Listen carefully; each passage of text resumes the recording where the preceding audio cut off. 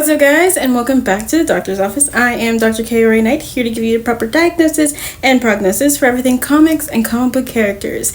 And we are on issue 2 for Kill All Immortals. Ugh, I'm so excited. Okay, so if we remember from the first issue, Frey and her boyfriend Jabari Owens went to go talk to her father and her brothers about whatever the hell it was that they had gotten themselves into, because she ended up getting attacked while her boyfriend was in the car.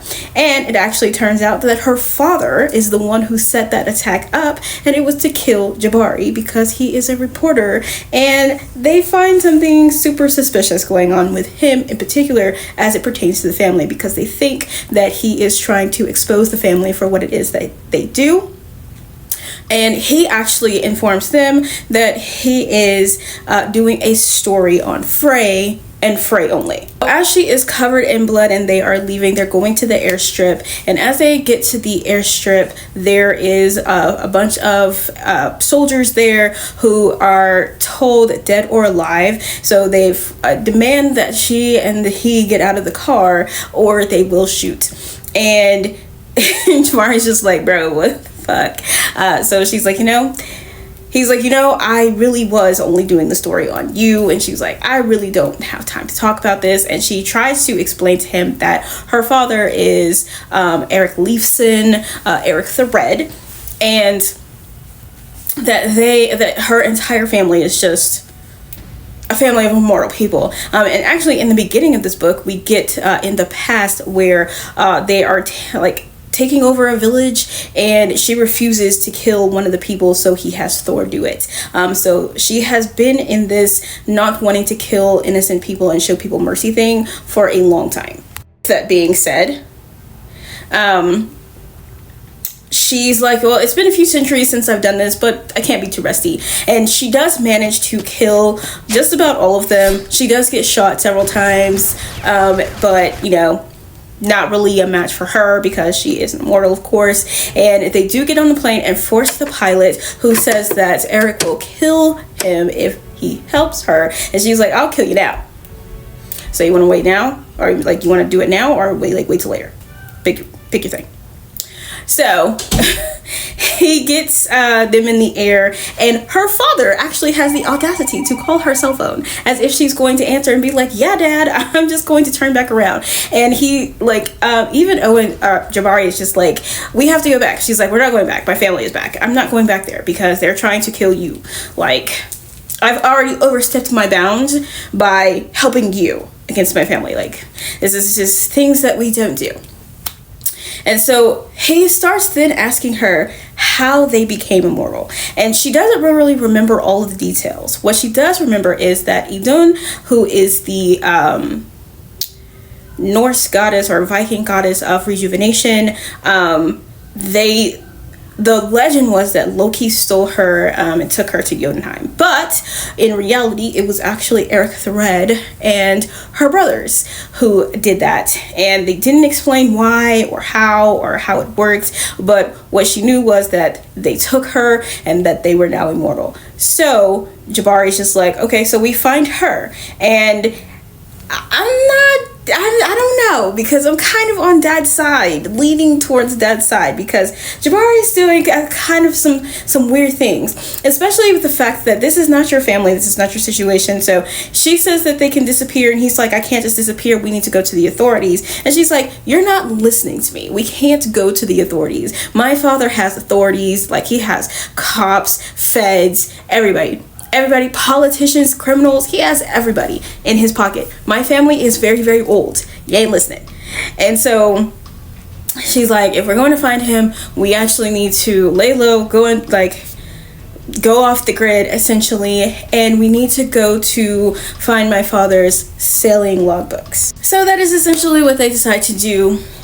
They get a car, they drive to Oslo, and they go to one of the houses where they have kind of just like the family library. And she said her father logs everything. So if they're going to find anything about Idun, it would be here. So they go down into the library, and she's like, a lifetime of pillaging is how this was created. So they're looking through things, and she kind of hears a noise upstairs. She gets her 2 axes. She goes upstairs, and it actually turns out that Thor is the one who came to this house. And she's like, how did you find me? He's like, we each took a Nordic house. And so she's like, well, lucky you this time. And he's like, I'm not going to enjoy it. He's like, but I do gotta take you back. I do gotta kill the journalist. And she's just like, I don't want you to do that. And she tried. And I feel like it was a good thing that Thor was the one who found her at this place, because it seems like he is the one who she can actually talk to. And she's like, even when they're fighting, she's like, I'm not tired of always facing war everywhere you go. And he says, I want to look at a man and he not be a foe. Like, I dream of peace, but I still have to protect this family. Like, do you not get that? And she's like, you could have that peace, brother. Like, you could have it if you would just let us do this. So while she's kind of trying to talk him down, they're not necessarily fighting, but it's kind of just like little tit for tat things. Jabari comes upstairs, and Thor starts to walk towards him, and that's when she gets on the defensive, and she starts trying to protect him, and then it's just a fight from there. Now they end up crashing through the back window into the pool. Fighting in the pool, he almost drowns her, and at the end of it all, the pool is filled with all blood. She comes up out of the water as she has basically disemboweled her brother. And Jabari's like, you won, you did it, you beat him. What's wrong? And she's like, what's wrong? Me and my family are at war. That's what's wrong. And listen, I am still very much leaning towards Jabari being the problem here.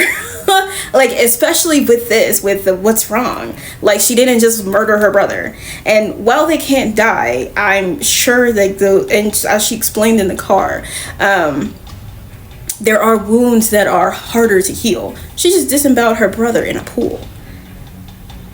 Like, he's gonna come back to life, but that's going to take a while. And you're talking about what's wrong. I am disobeying my entire family by defending you because you're doing a story on me, and because we are like together. And like, the what's wrong question really got me, because you literally just watched her fight and kill her brother, and your question to her is what's wrong, not are you okay or anything. What's wrong? What do you mean? So the 3rd issue comes out really soon. This issue was really good. I like the dynamic between her and Thorswald, because again, it seems like this is the brother that she can actually talk to. She did kind of have that like dynamic that could be seen with Leaf, but it seemed a little disingenuous on his part. But this conversation that she's having with Thor, I think it seemed a bit more genuine on both of their behalves. So I love that. Again, the artwork, spectacular. The story, advancing. I love it. It's kind of hard to see who is in the right and who is in the wrong, especially when Jabari keeps making weird ass comments. Like his thing of, how did you become immortal? Why do you care about that? She just is. And all you really need her to do is help you escape her family. Like, that's really it. like, you don't need to know how she's immortal or anything like that.